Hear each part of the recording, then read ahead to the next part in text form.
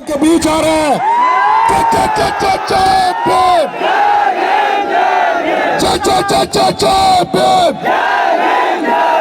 चंद्रशेखर भैया जिंदाबाद। चंद्रशेखर भाई आपके बीच।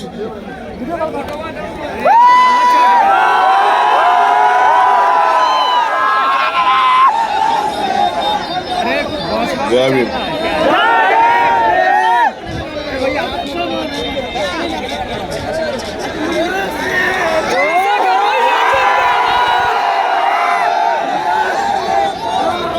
चंद्रशेखर भैया जिंदाबाद, जिंदाबाद, जिंदाबाद, भीम आर्मी जिंदाबाद। मैं समझता हूँ कि वहाँ का जो मौसम है वो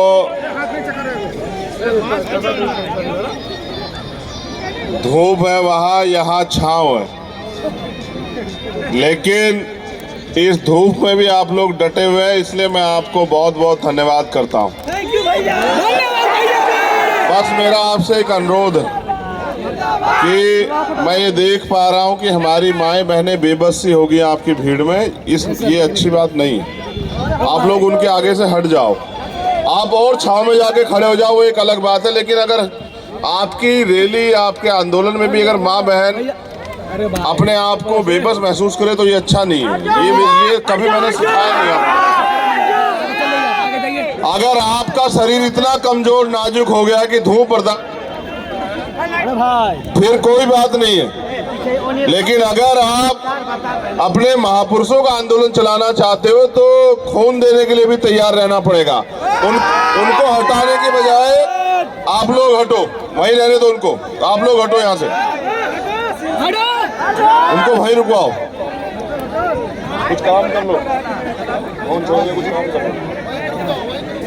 उतर के जाओ नीचे। हाँ ठीक है, बहुत बढ़िया चंद्रशेखर। आप लोग यहाँ से हट जाओ बेटा, साइड हो जाओ, साइड यहाँ से हट जाओ, बिल्कुल हटाओ फटाफट। तभी बात रखेंगे, तभी बात रखेंगे जब ये साथी हटेंगे। बिल्कुल यहाँ से बहनों के सामने से हट जाएंगे, तभी बात रखी जाएगी। जो ना भाई तू कुर्सी पर बैठ जाओ।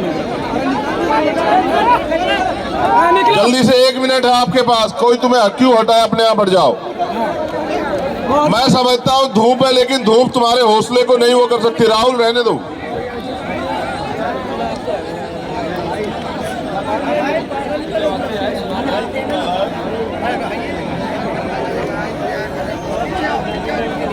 जल्दी से ये वाले साथी हट जाओ। अरे मैं तुम्हें क्या सिखाता हूँ, तुम लोग क्या सीख के बैठे हो।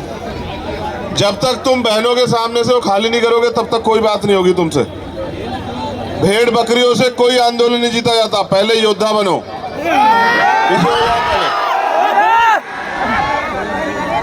वो वहां तक खाली करो जहां तक बहनें बैठी। तुम लोग हटो पीछे वहां से एक बार कहने से।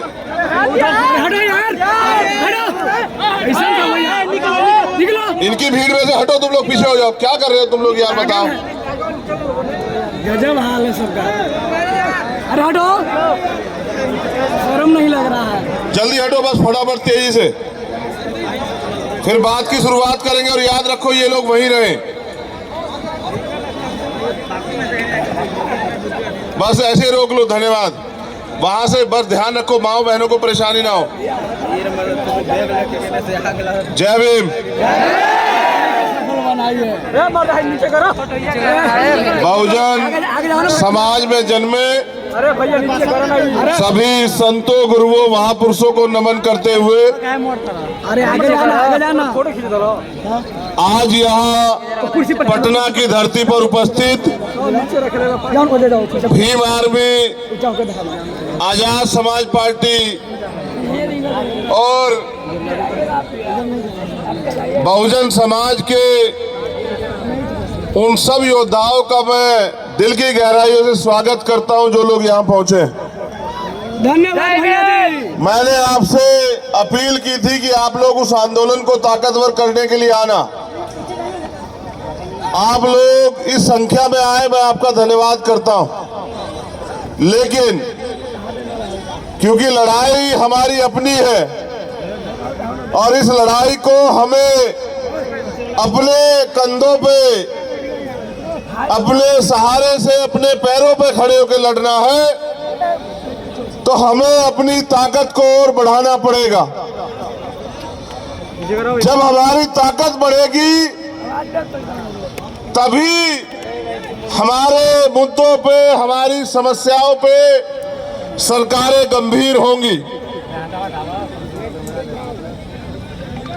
यहाँ बड़े पैमाने पे उपस्थित माताओं बहनों का भी मैं धन्यवाद करता हूँ। बहुजन समाज के लोगों, आज जो हालात पूरे देश में हो चुके हैं, इन हालातों से लड़ने के लिए हमें आज नहीं तो कल हक अधिकार की इस लड़ाई में अपने योगदान को निभाने के लिए तैयार होना है। ये बिहार है, मैं पूरे देश में घूमता हूं। बिहार के साथ जो अन्याय हुआ है, समय समय पे बहुत सी सरकारें यहां रही, लेकिन आज भी सबसे ज्यादा अगर रोजगार के लिए किसी प्रदेश के लोग जाते हैं तो वो बिहार के लोग जाते हैं। इसका मतलब कि सरकारें जो भी रही हो, वो सभी सरकारें यहाँ के लोगों की बुनियादी समस्याओं को न समझ पाई है, न ही उनको बदलने का प्रयास कर पाई। हमारे भीम आर्मी आजाद समाज पार्टी के कर्मठ, ईमानदार, संघर्षशील कार्यकर्ता और नेता पिछले 24-25 दिन बिहार के गांव गली में सड़क पे बहुजन समाज जोड़ो, भाईचारा तैयार करो, अधिकार प्राप्त करो यात्रा के जरिए आपके बीच गए। आपकी समस्या को सरकार के आगे मीडिया के जरिए, बहुजन मीडिया के जरिए, अखबार के जरिए, दीवारों पर लिख के सरकार को जगाने का काम किया। सरकार जागी तो है, लेकिन सरकार इस बात से जागी है कि इन लोगों के वोटों को कैसे लिया जाए। वो आपके बीच संवाद के कार्यक्रम लेके आना चाहती है। मैं यहाँ के मुख्यमंत्री जी से कहना चाहता हूँ कि वो संवाद जरूर करें, लेकिन संवाद इनकी समस्याओं का हल करने के लिए करे, इनकी वोट को ठगने के लिए ना करे। जब से देश आजाद हुआ है, वोट का अधिकार आया है, हमारे लोगों ने अपनी वोट को सभी लोगों पे भरोसा करके देने का काम किया है। उनके हिस्से में मात्र वादे, उम्मीदें, सपने ही आए हैं। कई मांगे जो बहुत महत्वपूर्ण है, जो मेरे सामने भी रखी गई, यात्रा में जिन पे चर्चा हुई, मैं बहुजन मीडिया के साथियों का भी धन्यवाद करता हूं। मुझे उम्मीद है, क्योंकि ये पटना है, यही बराबर में मुख्यमंत्री जी की पार्टी का कार्यालय है, विपक्ष के भी कार्यालय है, जो सहयोगी साथी है सरकार के उनके कार्यालय भी है। तो शायद उन तक मेरी आवाज जाएगी और हो सकता है आपकी ताकत को, आपकी वोट को, आपके संघर्ष को ध्यान में रखकर हो सकता है कि वो आपकी मुद्दों को सुनने का, उनको निवारण करने का, वोट के कारण ही चाहे काम करे। इसलिए उनके करीब ये सभा रखने का काम हमारे साथियों ने किया। जो प्रमुख मांगे हैं, मैं उम्मीद करूंगा कि मुख्यमंत्री जी उनका संज्ञान लेंगे, और अगर नहीं संज्ञान लेंगे तो हम पे यही रास्ता बचेगा, जो रास्ता आज हम इख्तियार नहीं कर रहे हैं, कि अगली बार हमें इन मुख्यमंत्री का घेराव भी यहाँ बड़े पैमाने पे करना पड़ेगा और इनको मजबूर करना पड़ेगा कि ये हमारी मांगों को सुने। हमारी सबसे प्रमुख मांग है 22,000 से ज्यादा मामले एससी के यहाँ लंबित है। एससी आयोग का गठन यहाँ हो जाना चाहिए था। सरकार की नजरों में ये कोई बड़ी समस्या नजर नहीं आई, इसलिए उन्होंने आयोग का गठन नहीं किया। हमारी मांग है कि वो जल्दी से जल्दी एससी आयोग का गठन करें।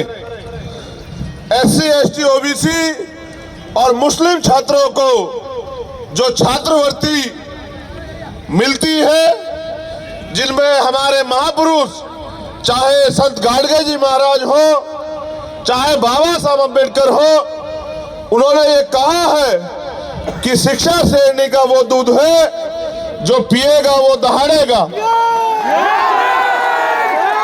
संत गाडगे जी महाराज ने तो यहां तक कहा कि अगर थाली ना हो तो हाथ पे रख के खाना, मगर अपने बच्चों को जरूर पढ़ाना। एक तरफ सरकारी स्कूल है जहां पढ़ाई के नाम पे मजाक हो रहा है, एक तरफ प्राइवेट स्कूल है जिनकी महंगी फीस है, फिर भी जो छात्रवृत्ति हायर एजुकेशन में या प्लस टू के बाद हमारे लोगों को मिलती थी, या इससे निचले की क्लास में मिलती थी, जिसका 60% पैसा केंद्र सरकार देती है और 40% पैसा राज्य सरकार देती है। उस छात्रवृत्ति को इनकी लापरवाही के कारण छात्रों को नहीं दिया जा रहा है। मेरे आज भी याद है, मैं घर पर था, सहारनपुर बक्सर का एक बच्चा मेरे घर पहुंचा। उसने मुझसे कहा कि मुझे क्रेडिट कार्ड का लोन हमने लिया था, पढ़ाई के बावजूद भी रोजगार नहीं मिल पा रहा है, बैंक वाले लोग मेरे घर के चक्कर लगा रहे हैं, मेरे घर की कुर्की के आदेश दे रहे हैं। वो रोने लगा और मुझसे कहने लगा कि भैया आप मेरी मदद कराओ, आप मुख्यमंत्री से ये अपील करो, आप उनसे ये निवेदन करो कि जो बच्चे क्रेडिट कार्ड के पैसे नहीं चुका पा रहे हैं क्योंकि रोजगार नहीं मिला है, जैसे अन्य लोगों का कर्ज माफ होता है, अगर वास्तविकता में मुख्यमंत्री जी या उप मुख्यमंत्री जी हमारे बारे में चिंतित हैं तो उस कर्ज को माफ करने का काम करें या फिर हमें रोजगार देने का काम करें। तो मैं ये कहना चाहता हूं, वास्तविकता में सरकार बहुजनों की है तो छात्रवृत्ति का पैसा अन्य मदों से लाकर उस पैसे को हमारे बच्चों के लिए देने का काम करे और क्रेडिट कार्ड का जो लोन का जो पैसा है उसको माफ करने का काम करे। पूंजीपति सरकारों के जो मित्र हैं, जो सेंटर में बैठे हैं, वो अपने लोगों का लाखों लाखों करोड़ का कर्ज माफ करते हैं। आप अपने बच्चों का कर्ज नहीं माफ कर सकते तो फिर ये सरकार हमारी कैसे? हमारी ये भी मांग है कि बड़े पैमाने पे एससी के लोग, एसटी के लोग जो रोजगार के रूप में ताड़ी का काम करते हैं, तो ताड़ी को कृषि का दर्जा मिलना चाहिए, जिससे कि उनको रोजगार मिले और कोई आय का साधन खड़ा हो। बिना आय के साधन के वो भूखमरी बेबसी का शिकार हो रहे हैं। सरकार के नागरिक है इस प्रदेश के, सरकार को सोचना चाहिए। अगर हमें अवसर मिलेगा तो हम ताड़ी को कृषि का दर्जा दिलाने का काम करेंगे, लेकिन इस सरकार से भी मेरा अनुरोध है कि वो ताड़ी को कृषि का दर्जा दिलाने का काम करे। तालीमी मरकज टोला सेवक को नियमित करने का काम करे, ऐसी भी हमारी मांग है। और अगर वास्तविकता में सरकार कमजोर वर्गों के प्रति सचेत है, उनका भला करना चाहती है, तो नफरत के नाम पे जो मॉब लिंचिंग होती है, जिसका बड़े पैमाने पे शिकार दलित, आदिवासी और मुस्लिम होते हैं, तो मॉब लिंचिंग के खिलाफ एक सख्त कानून बना के इन लोगों की रक्षा करने का काम सरकार करे। उसके साथ साथ सरकार आने पे या सरकार होने पे सरकार क्या कर सकती है, अगर सरकार को ना पता हो, मैं ये भी बताने का काम करूंगा कि सोई भी सरकार को समझ आए कि सामाजिक न्याय, सामाजिक परिवर्तन, आर्थिक मुक्ति ये सिर्फ कहने की बातें नहीं है। अगर सरकार आने पे भी आप अपने वर्ग के लोगों को इसका लाभ नहीं देते तो सत्ता में बैठ के गाल बजाई करने का कोई फायदा नहीं है, सत्ता की कुर्सी से चिपकने का कोई फायदा नहीं है। अगर सरकार SC ST OBC माइनॉरिटी के प्रति सचेत है तो SC ST OBC माइनॉरिटी के लोगों को जो सरकारी ठेके हैं उनमें आरक्षण देने का काम करे। ये आरक्षण की व्यवस्था होने से मैं जिम्मेदारी से कहता हूं, इन्हीं वर्गों के बीच से नए ठेकेदार पैदा होंगे, पैसे वाले लोग पैदा होंगे और उस पैसे से वो अपने वर्गों के हितों के लिए काम करेंगे। एक नया समाज बनेगा जो आर्थिक रूप से मजबूत होगा। SC ST OBC के लिए जब हम केंद्र की बात करते हैं तो उनसे हम ना उम्मीद है, क्योंकि ना वो सरकार हमारी है, ना उनको हमारे मुद्दों से मतलब है। वो तो हमारा वोट लेके हमारे लोगों को लूटने का काम करती है। तो हमारी ये मांग है कि प्रमोशन में रिजर्वेशन SC ST OBC के कर्मचारियों के लिए लागू किया जाए। अगर ये सरकार वास्तविकता में बहुजन समाज के लोगों का हित चाहती है, ये सरकार जातिगत जनगणना करा रही है, उसके लिए तो मैं उनको धन्यवाद देता, लेकिन जातिगत जनगणना कराने के बाद करेगी क्या? तो मैं ये सरकार को रास्ता दिखा रहा हूं कि जातिगत जनगणना करा के, क्योंकि अब 2022 के आदेश के बाद सुप्रीम कोर्ट के 50% की सीमा खत्म हो गई है, तो सरकार बिहार में सबसे पहले 100% रिजर्वेशन लागू करे। जिसकी इतनी संख्या भारी उसकी इतनी हिस्सेदारी। 52% OBC को 52% आरक्षण दे। जो आबादी दलित आदिवासियों की है उनको उनके बराबर आरक्षण दे। जो आबादी मुस्लिम समाज की है उनके बराबर आरक्षण दे। और जो आबादी स्वर्ण समाज की है 5, 7, 10% तो उनको भी हमारा अधिकार ना लूटने दे, उनको भी उनकी संख्या के आधार पर व्यवस्था कराए कि जो हमारा अधिकार छीन रखा हो वो बंद हो। सरकार को एक और काम मैं बताना चाहता हूं। मैं कल लखनऊ में था, वहां रेलवे के कर्मचारी मेरे पास आए, जबकि वो सेंटर के अधीन है। मगर मैं यहाँ की सरकार से कहना चाहता हूं कि सरकार चाहे तो इन वर्गों के कर्मचारियों का भला करने के लिए पुरानी पेंशन को वो बिहार में शुरू कर सकती है, जिसका बड़ा लाभ इन वर्गों के कर्मचारियों को मिलेगा और वो अपने पैरों पे खड़े रहेंगे। आने वाले समय में पे बैक टू सोसाइटी के जरिए वो समाज में महापुरुषों के आंदोलन को चलाने का काम करेंगे। और इसके बाद जहां तक मुझे जानकारी है 8 लाख एकड़ जमीन यहां सरकारी 8 लाख एकड़ जमीन है, 18 लाख। ये जानकारी मुझे बिहार के साथियों ने दी। अगर सरकार वाकई में संवाद करना चाहती है तो वंचित वर्ग के लोगों को कृषि करने के लिए, घर बनाने के लिए, क्योंकि आपकी कई योजनाएं गरीबों का घर छीन रही है। जो 30 साल से लोग बसे हुए हैं, बक्सर में उन्होंने मुझे आके बताया कि सरकार योजना चला रही है, बहुत अच्छी बात है, लेकिन अपने लोगों के घर उजाड़ के तालाब बना के कौन सी योजना आप चलाने का काम कर रहे हैं? इसलिए अगर सरकार करना चाहती है, आज आपके पास मौका है। उस जमीन को, क्योंकि हमने उत्तर प्रदेश में देखा है, मान्यवर काशी राम साहब कहते थे कि जो जमीन सरकारी है वो हमारी है, तो उस जमीन को गरीबों में बांटने का काम करे, जिससे ये गरीब खेती या अन्य कोई रोजगार करके अपने पैरों पे खड़े हो। आपके पास मैंने कई रास्ते आपको दिखाए। आप देश की सत्ता में भी जाने की बात करते हैं, ऐसी चर्चाएं भी हैं, लेकिन जब आप मुख्यमंत्री बनकर अपने प्रदेश में काम नहीं कर सकते तो देश की सत्ता पे आपको कौन बिठाएगा? यही वर्गों के लोग वोट के आधार पे वोट देके तय करते हैं कि देश की सत्ता पे कौन बैठे। ये ठगे गए हैं। लेकिन अब भीम आर्मी आजाद समाज पार्टी के जरिए हमारे नेता कार्यकर्ता गांव-गांव जाके हमारी माँ बहनों को, बुजुर्गों को, नौजवानों को समझाने का काम कर रहे हैं। अब ये ठगे में नहीं आएंगे।